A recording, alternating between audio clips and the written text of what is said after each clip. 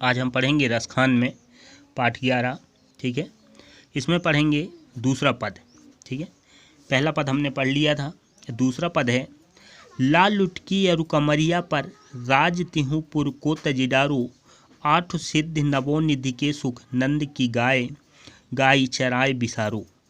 रसखान कबो इन आँखियन सो ब्रज के बन बाग तड़ाग निहारो कोटिक ए कल कल धोत के धाम करील के कुंजन ऊपर बारो।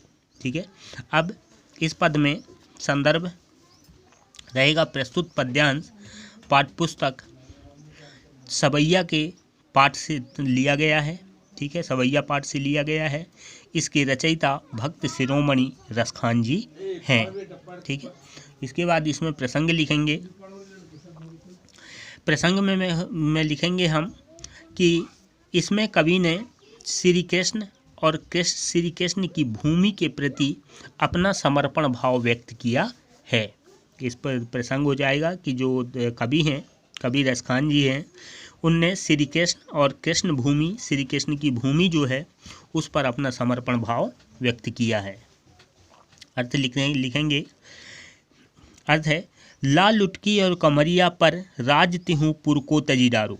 कवि कहते हैं, कवि रसखान जी कहते हैं कि भगवान श्री कृष्ण की इस लाठी और कंबल के ऊपर मैं, ठीक है, तीनों लोगों का राज सिंहासन भी त्याग दूंगा। ठीक है, कि तीनों लोगों का राज सिंहासन आज तिहु पुर को तजीडारो। ठीक है, तीनों लोगों का राज सिंहासन में त्याग दूंगा। आठों सिद्ध नवोनिधि के सुख नंद की गाय चराय बिसारो। कभी आगे कहते हैं कि तीनों लोगों के राज्य की तुलना में मुझे श्री कृष्ण की निकटता प्रिय है। ठीक है, तीनों लोगों के जो राज्य है उससे अच्छा, उससे ज़्यादा प्रिय श्री कृष्ण के पास रहूं, ठीक है, निकट रहूं, वो ज़्यादा मुझे प्रिय है।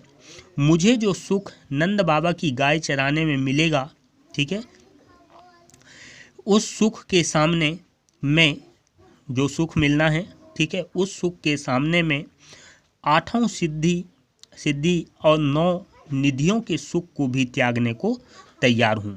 ठीक है, आठों सिद्ध नवों निधि के सुख नंद की गाय चराई बिसारो। ठीक है, आठों सिद्ध जो सिद्धि हैं, जो सुख है, ठीक है, उन सभी सुखों को मैं त्याग दूंगा अगर मेरे को नंद बाबा की गाय चराने को मिल जाए। रसखान कबो इन अखियन सो ब्रज के बन बाग तड़ाग निहारो। कवि कहते हैं आगे कि कवि रसखान कहते हैं कि हार्दिक इच्छा है कि मैं उन्हें कभी ब्रजभूमि के वन, ठीक है, कहाँ कहाँ ये बता रहे हैं, कभी ब्रजभूमि के वन, वाटिकाओं, तालाबों को देखने का सुअवसर मिल जाए। ठीक है, मैं अपने आँखों से ब्रज की जो बाग है, तालाब हैं, ठीक है, वन हैं, ठीक है, उनको मैं देखने के लिए ललायत हूँ, वो मेरे को देखने को मिल जाए। कोटि एकल धोल के धाम करील के कुंजन ऊपर बारो। कवि के आगे कहते हैं कि मैं आनंद प्राप्त करने वाले करील के कुंजों के ऊपर मैं सोने चांदी के बने करोड़ों महलों को न्यौछावर कर दूंगा। ठीक है, मैं जो सुख है वहाँ पर ब्रज में, ठीक है, उस सुख के सामने जो सोने चांदी के बने करोड़ों महल हैं उनको भी न्यौछावर करता हूँ। कभी ब्रजभूमि में निवास का आनंद प्राप्त करने की इच्छा रखते हैं। ठीक है, कभी ये कहते हैं कि मुझे ब्रजभूमि पर रहने की सुख मिले। ठीक है, इस सुख के सामने कोई दूसरा सुख मेरे लिए नहीं है। ठीक है, इस पद में जो विशेषताएं हैं, ब्रज के श्री कृष्ण नंद बाबा की गाय, वाटिका, तालाब, कंजी, कुंजन, ठीक है, इसके प्रति कवि का लगाव प्रकट होता है। भावनानुभूति को सहज ही व्यक्त करने में सक्षम ब्रज भाषा का प्रयोग कवि ने किया है। ठीक है, और सवैया छंद है इसमें। ठीक है, जो बताया गया है वो छवैया शांत रस है। ठीक, ये इस पद की विशेषता है। आगे है, अब तीसरा पद पढ़ेंगे।